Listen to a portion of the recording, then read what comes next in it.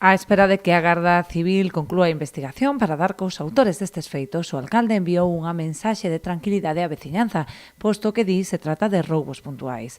Son roubos puntuais, nada de momento alarmante. A Guardia Civil está traballando para esclarecer estos roubos. Xa houbera aí fai meses algún roubo tamén destas características disperso que foi resolto eficientemente por parte da Guardia Civil e transmitir á población pois eso, a tranquilidade do mundo porque son roubos pois, aislados, non?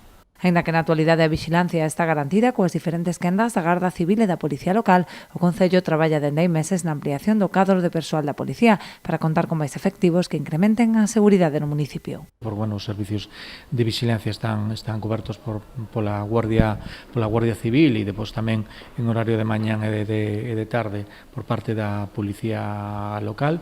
Si é verdade que estamos traballando dende fai meses xa na ampliación da plantilla da Policía Local. Basta ver a OPE 2023 que acabamos de aprobar, onde incrementamos o número de plazas tanto de axentes como de mandos da Policía Local. A intención é xa a principios de ano aprobar a OPE do 2024, onde vai haber novas plazas tamén de axentes de Policía Local.